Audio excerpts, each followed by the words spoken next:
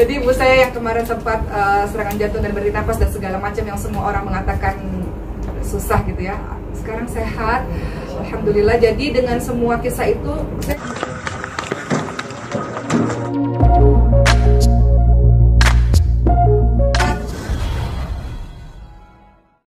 saya jawab ya. Jadi Mas Omar, kayak Mas Sony bilang, that's a great question. Sebenarnya kalau kita bicara sel punca, kita nggak lagi ngomongin soal itu, karena dia sudah dia sudah di atasnya. Jadi yang kromosom, yang apa itu kan memang sudah sama ya bagi semua manusia. Nah, yang beda nanti alergennya, makanya nanti ada alergen test. Tetapi sel punca itu ada alogenik, autologus, ya, dipakai untuk diri sendiri, gitu kan ya. Tapi bisa juga disumbangkan untuk orang lain. Ya kita lihat aja kayak donor darah, bagaimana kromosomnya, ya kan. Tapi kita sekarang sudah bicara sel puncanya, jadi yang itu sudah tidak ada masalah lagi. Tapi kami tetap dari World Council of Stem Cell di Geneva tetap punya SOP bahwa setiap orang, walaupun kita anggap misalnya bisa sama, semuanya pasti cocok, begitu kan? Sekian dekade pasti cocok, tapi tetap ketat sekali SOP yang diberlakukan di pusat dunia dan di Celtech. Celtech akan sama dengan apa yang diberlakukan di pusat dunia. Ya, karena presidennya ada di sini, jadi pasti tahu apa aturannya, nggak perlu ditegur-tegur. Karena the regulation dunia akan datang dari tim ahli kami dan akan keluar dari sini tanda tangan. Jadi itu beruntungnya Indonesia sebenarnya, bahwa kita bisa tahu. Mungkin kalau saya tidak terpilih jadi presiden, saya juga nggak ngerti, karena saya hanya menjadi anggota biasa. Dan itu saya nggak bisa tahu dari lokal. I should know dari pusat. Jadi saya nyatakan dari World Council of Stem Cell bahwa dengan keilmuan melalui jurnal itu sudah aman. Dokter Natasha mau tambahkan? Jadi mungkin intinya adalah kalau misalnya allogeneic dari donor, kita pasti kita masih harus make sure kalau dia match atau enggak. Tapi chance untuk dia nggak match itu very small karena the cell has been washed and nggak ada genetic material sebenarnya yang carry on ya di sel tersebut. Makanya bisa pakai donor. But pasti orang akan merasa lebih nyaman bila itu dari keluarga sendiri. Jadi kalau memang misalnya sudah disimpan di Singapura, di Malaysia ataupun di Indonesia, bisa dikirim ke lab kita di Celtech Stem Cell Center. Nanti kita proses untuk membuat stem cell untuk keluarganya. Tapi bisa juga kalau misalnya memang tidak sempat disimpan, sudah terlanjur dikubur, masih Indonesia, most of people udah kubur duluan, nggak apa-apa, bisa pakai donor. Tapi kita to make it safe, walaupun the chance untuk tidak match itu very small, kita tetap melakukan allergen test. Allergen. Ada yang kira alergi, jadi dia bawa tes alergi dulu, alergi bukan. Ya, cuma walaupun gitu sekarang kan lagi, kemarin ada wartawan dari sini, siapa yang bertanya, sedang ada pelarangan kan di Singapura, mereka di-ban. Pelarangan untuk? Karena ada 2000 lebih kesehatan pusat yang mati di Singapura. Jadi kita sekarang kebanjiran, gitu. Banyak sekali permintaan karena mereka dari pemerintah Singapura sendiri sedang melarang. Bagus tuh. Pak Ori, halo. Terima kasih Roma. Congratulations. Pertanyaannya, ada lagi yang lain? Good question. Silakan teman-teman yang lain. Mungkin kita cerita dulu acara hari ini kali ya, Prof? Iya, Dan dokter, saya boleh kegiatan hari ini apa? Pelantikan. Kegiatan hari ini apa aja? Oh ya, saya menceritakannya. Hari ini hari yang istimewa sekali. Hari ini adalah hari di mana kita ketahui ada anti-aging icon di depan. Pada zaman itu kita belum memiliki laboratorium sendiri. Kemudian kita memiliki laboratorium sendiri. Dan dari Celtech Stem Cell Center itu melakukan pemilihan siapa yang sanggup. Tidak semua orang bisa dipilih menjadi anti-aging icon. Tidak semua orang bisa dipilih menjadi ambasador. Itu ada kriteria syarat-syaratnya. Karena termasuk dari World Council of Stem Cell kita berapat, kita menentukan ambasador kita. Kalau Mas Wani sama saja oke dulu dari World Council of Preventive Medicine di Paris ya. Sekarang bersama-sama nih kita menilai, dan dari Celtech CEO-nya Dr. Natasha kami memutuskan bahwa pada tahun ini kami mengangkat seseorang perempuan yang menurut saya seorang ustazah yang doktor, atau gelar doktornya itu sudah berapa, internasional juga, beliau pembicara di banyak negara, bukan hanya negara Arab ya, bukan Amerika, Inggris, apa, di seluruh dunia. Dan beliau memiliki personal experience dengan stem cell yang membuatnya bahwa oh iya ini dibutuhkan. Karena itu pada tahun ini kami dari World Council of Stem Cell maupun dari Celltech Stem Cell Center memilih seorang perempuan hebat, saya sebut dengan hormat, Ustazah Oki Setiana Dewi. Yes.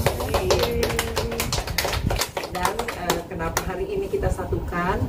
Karena memang ini baby pertama loh yang disimpan di Celltech Stem Cell Center itu.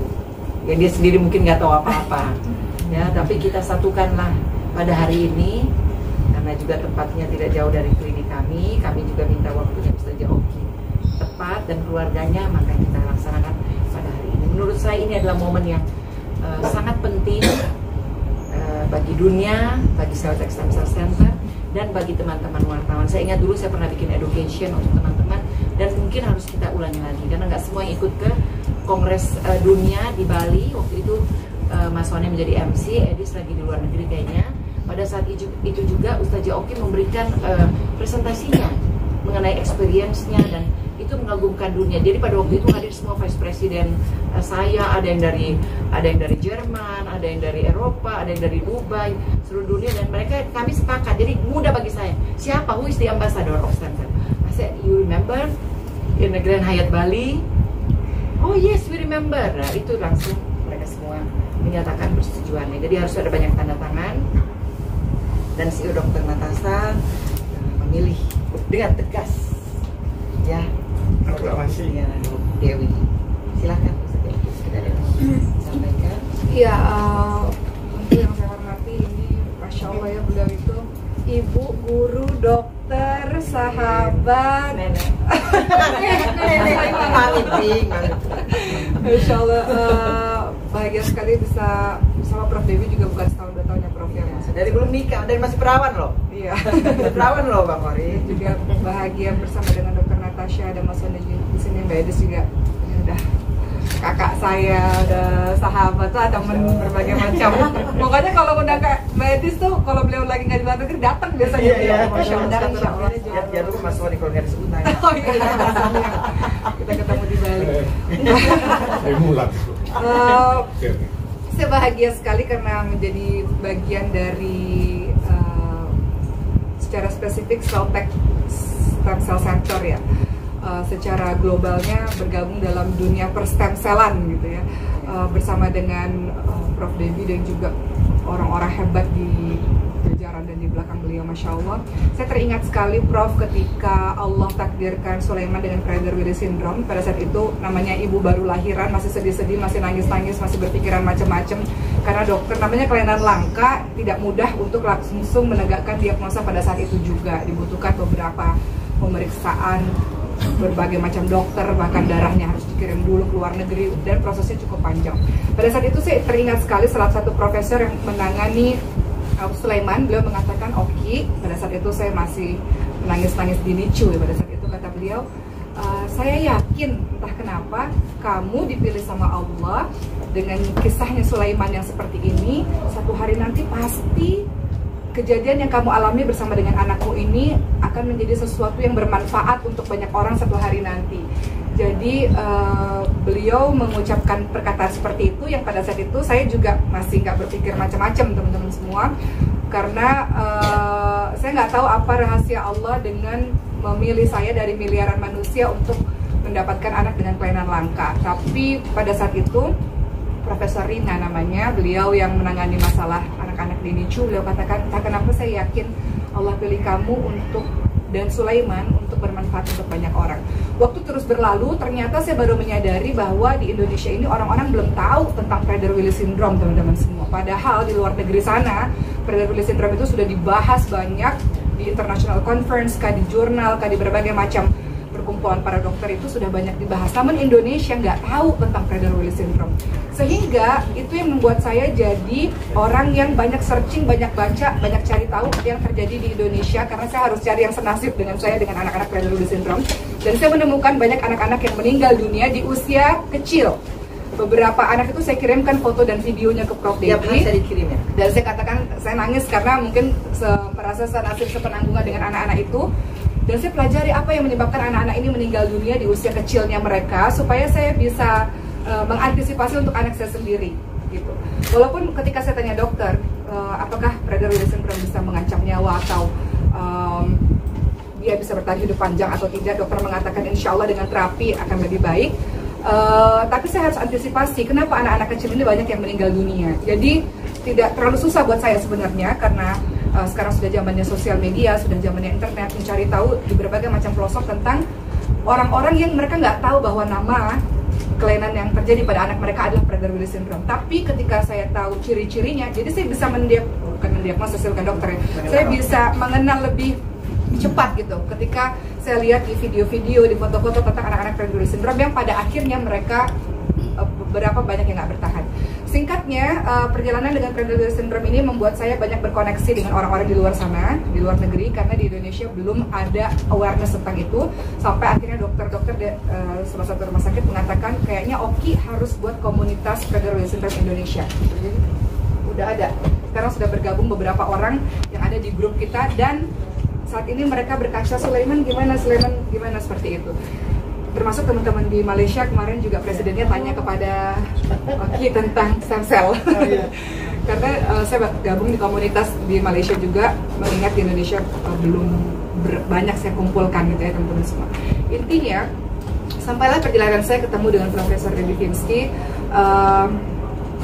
Panjang ya ceritanya. Intinya adalah saya memiliki secerca harapan, dan saya fokus kepada harapan itu di saat banyak sekali jurnal maupun banyak sekali video-video yang menakutkan buat saya, tapi saya nggak pernah fokus dengan hal-hal seperti itu. Saya fokus dengan kisah-kisah keberhasilan yang mungkin memang sedikit jumlahnya, tapi itu menjadi penyemangat bagi saya.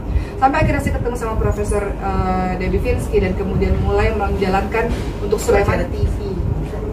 Iya, di acara TV, dan nggak sengaja ngobrol, ternyata saya juga baru tahu, selama ini saya tahu stem cell buat kecantikan, buat awet muda, buat badan kita, rambut kita, kulit kita bagus. Saya nggak tahu kalau stem cell itu ternyata mengobati, insya Allah bisa, bukan mengobati ya, bisa mengatasi 80 jenis penyakit.